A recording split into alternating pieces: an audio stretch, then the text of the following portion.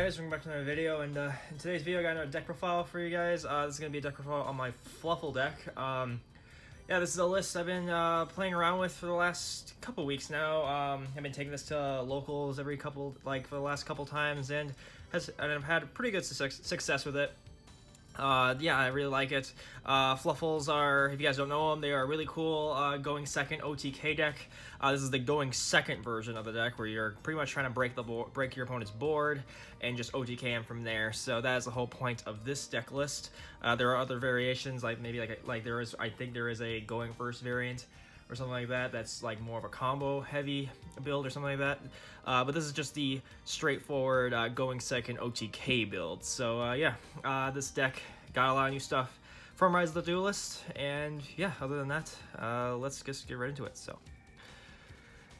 alright, so to start off, you got your main Stratos of the deck, and that's going to be 3 Fluffal Dog. Fluffal Dog is really nice when he is no more special summon from the hand.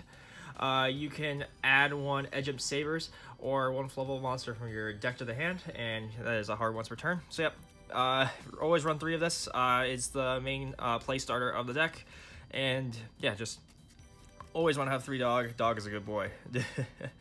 So yeah, next, 2 Fluffal Penguin. You can mess around with this ratio. You could either run 3 Penguin or you can run 2 Penguin, and personally I like 2 Penguin.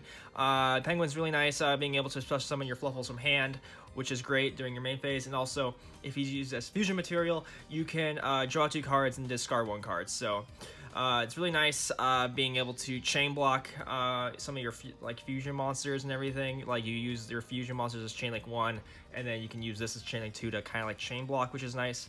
And also she helps get dig through your deck and just get into more combo pieces, which is really good. So again, you can mess around with the ratios with these. I see some builds with 3 penguins sometimes, but personally I think 2 penguins just good. It's just the perfect ratio because of the fact of it doesn't brick or like clog up the hand, and just, you know, fits really nice in the deck, like at that ratio. And then next, 3 Fluffal Bear. This is just really good, being able to pitch it from hand and then set your toy vendor from deck to help get your plays going as well. Really nice, and it can also target a polymerization in your graveyard to add it back to your hand after you tribute it if he's on the field for some reason. So a cool recovery card, and also a really good play starter as well, which is good. Next, 2 Fluffal Wings. I think 2 wings is great. 3 is kind of cloggy. This is great because of the fact of, well, it helps you dig into your deck, so helps draw more cards, and yeah, just that's the whole point of it, is to just keep drawing cards. And then next, 1 Fluffal Dolphin. This is one of the new cards. She's really nice. You can target 1 toy vendor in your graveyard, set it. If you do, send 1 Fluffal monster or Edge-Imp Sabers from your deck to the graveyard. If he is sent to the graveyard as fusion table for a fusion summon, you can shuffle into the deck 1 of your fusion spells or polymerization spells that is banished from your graveyard. So it's a really good recovery card. I only have it at 1. There are some builds that have it at 2 because you can incorporate Bahamut Toad. Personally, I think 1's just fine. I've only ever gone into 1 when I really needed it. I never needed more than 1, so that's why I have it at that ratio. But yeah, so it's really good being able to just recover your toy vendors and send Fluffal Wings, for example, into the graveyard to help dig into more of your deck, which is really nice. And yeah, it's just overall a really good recovery card. And then next, 1 Fluffal Cat. Good because it helps bring back your polymerizations after you use her as fusion materials.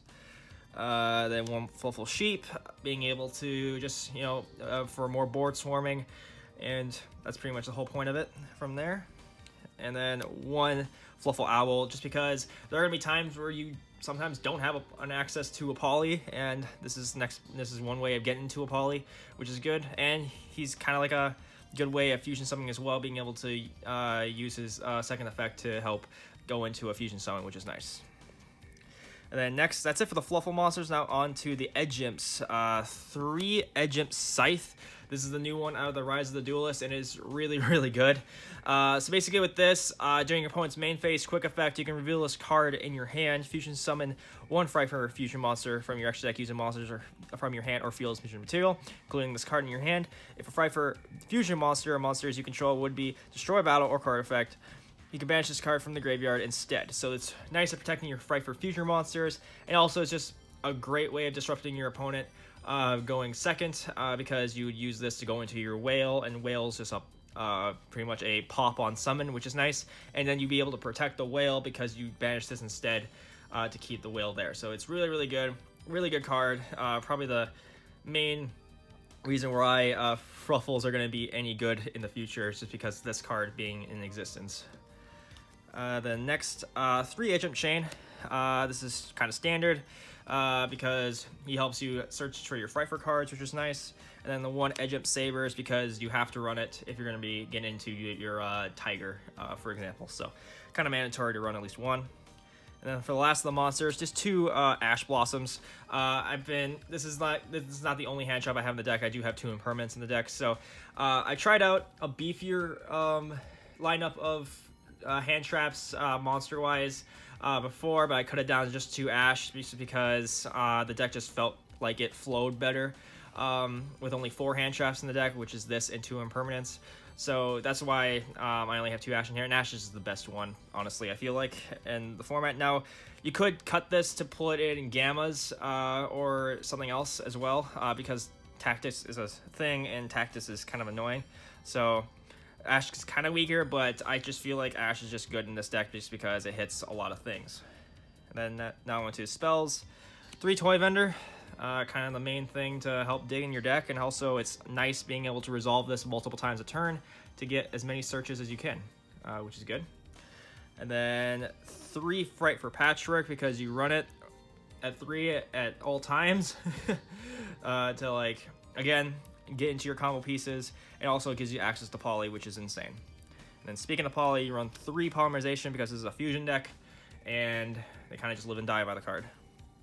And then next, 3 Forbidden Chalice. Now you're probably wondering why not droplets. I do not have droplets. That's why I have Chalice in here.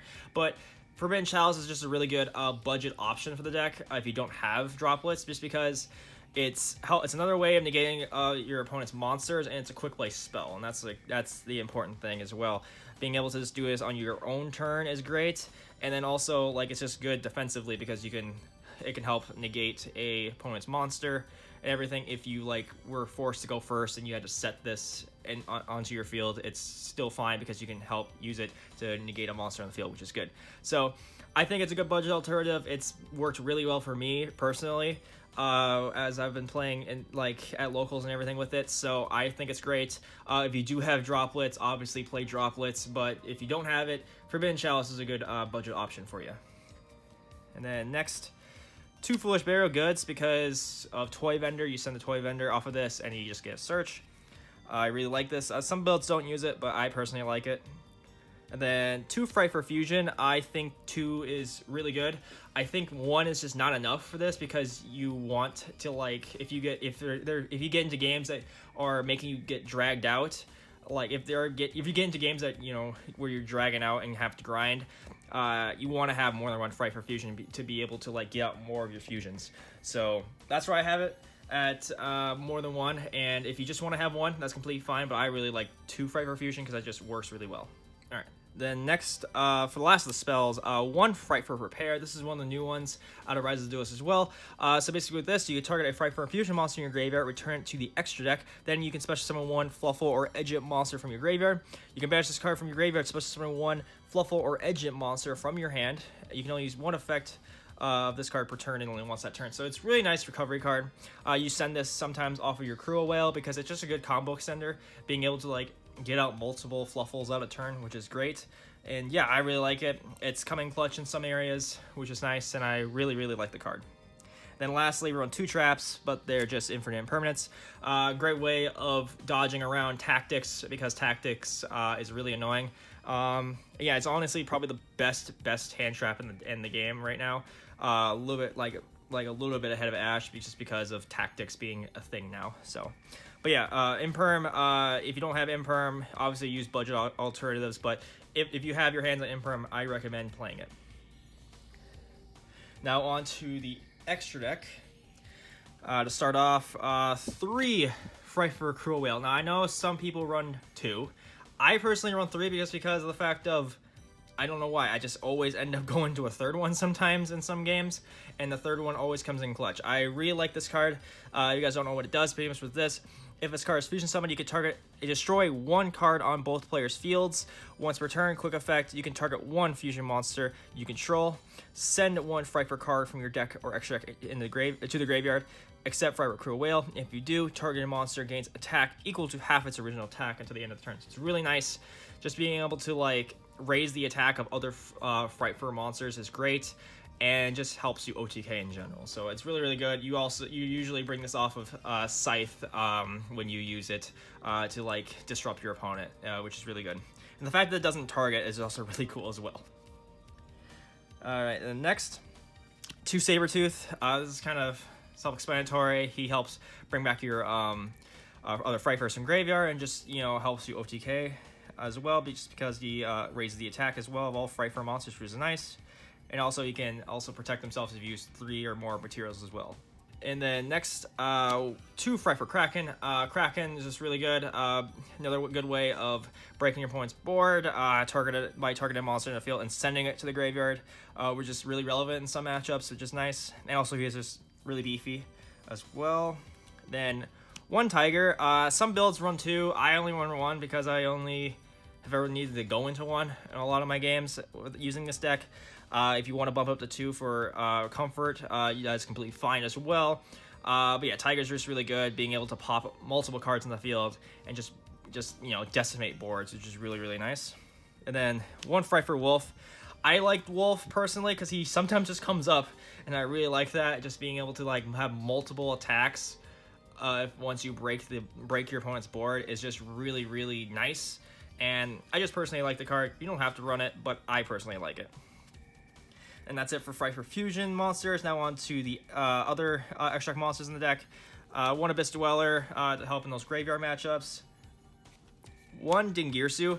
Dingirsu's here mostly because of the existence of like Megaclops and just other monsters that this deck can't normally out.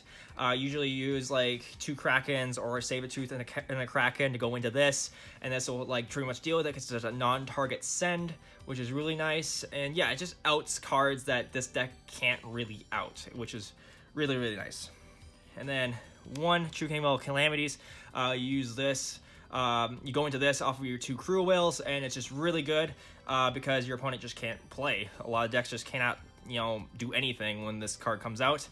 So yeah, it's pretty easy to get out. You just get out your 2 Cruel Whales and then go into this, and usually that's one of your main going first options if you do go first. And then next, 1 Cyber Dragon Nova, and then the 1 Mechaba. Now you're probably wondering, what the heck? Why are these here? Now, this is just a tech against Dogmatica, mostly because of Dogmatica Maximus, being the fact that like involves both players sending a extra deck, like 2 extra deck monsters to the graveyard. So you send the Nova, and then Nova will then bring out the Mechaba, and that'll pretty much give you a disruption for the rest of that Dogmatic player's turn, which is really, really nice, and it puts them in a really awkward spot. So I really like it. It has come up a couple times and has saved me sometimes. And yeah, I really like it. I think the Nova and the Mechaba tech against Dogmatica is really good. And yeah, you can, if you don't want it, you can always take these out for something else. But personally, I think it's great because it just gives you an interruption when they don't least expect it. So that's really cool. And then lastly, for the extra deck, is just 1 Link monster that has Cross Sheep. Pretty much the best Link for this deck in general, just because it just revives your stuff, and it's just an Elder Entity Norton, which is, every deck wants that. So yeah, it's really good.